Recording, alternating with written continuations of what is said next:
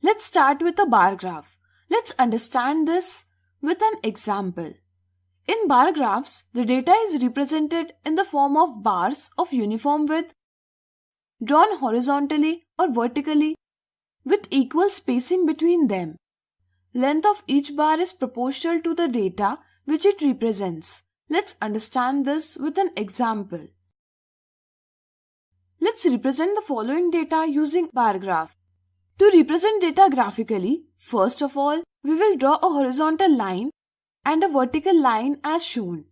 Then, we write categories such as red, white, blue, grey and purple on horizontal axis and number of caps sold on vertical axis.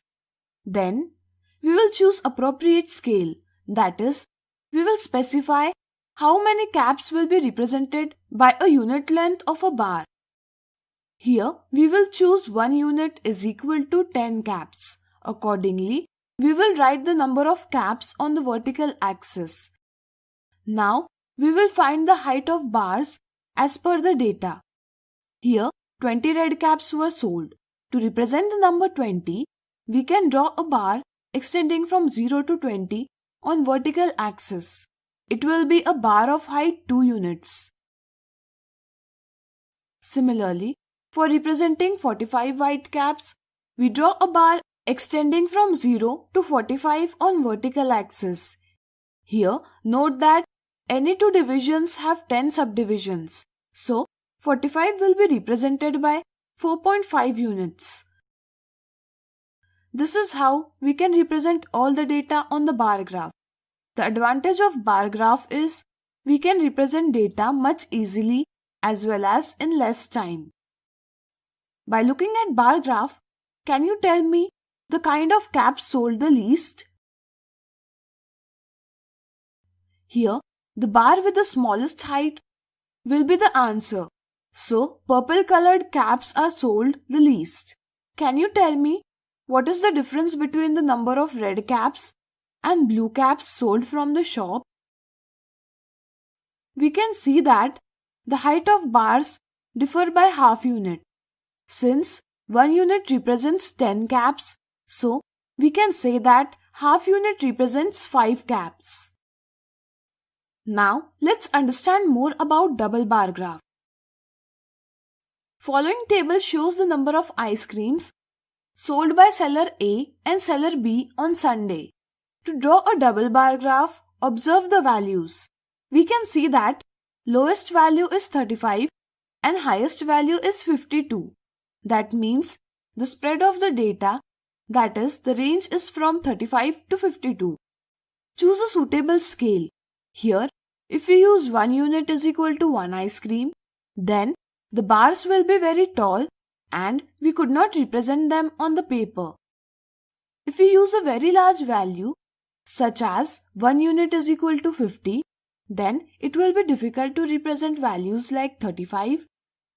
So, an appropriate scale could be 1 unit is equal to 5 ice creams or 1 unit is equal to 10 ice creams, as most of the value can be represented using this scale.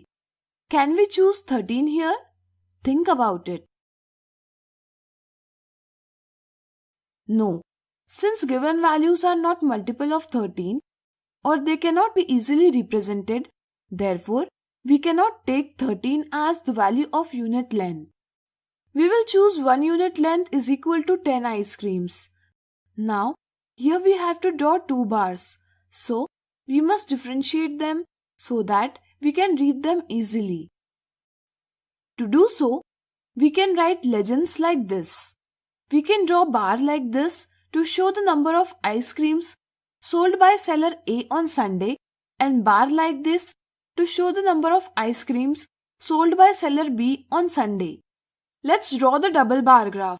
First, draw vertical and horizontal axis. Show categories like strawberry, vanilla, chocolate, etc. on horizontal or vertical axis and show number of ice creams on other axis according to the scale taken. Here, since value less than 30 are not present, so we can skip those values and can start from 30 as well. To do so, we will draw a kink mark which shows that the values from 0 to 30 are not taken. Seller A sold 40 strawberry ice creams, so we will draw bars of length 0 to 40. He sold 42 vanilla ice creams. Here 42 is between 40 and 50. Since each unit represents 10 ice creams, therefore we can say that the 10th part of unit represents 1 ice cream. So, to represent 42, we have to consider 2 parts of unit length out of 10 parts after 40. Thus, we will draw a bar extending from 0 to 42. In the same way, we will finish drawing a double bar graph of the given data. Note that we have used different kinds of bars to represent each seller. Let's understand some of the advantages of double bar graphs. As you can see, we can easily compare the sale of ice creams by two sellers on the same graph. For example, seller A sold 40 strawberry ice creams, while seller B sold 35 ice creams, that is, 5 ice creams less than seller A. Highest number of ice creams sold by seller A is 52, which is mango ice creams, while highest number of ice creams sold by seller B is 50, which is vanilla ice creams. Now, try to find the answers of following questions using this double bar graph. What is the difference between number of chocolate ice creams and vanilla ice cream sold by seller B on Sunday? What is the average of ice cream sold by seller A? I hope you can easily give answers to these questions. Thanks for watching.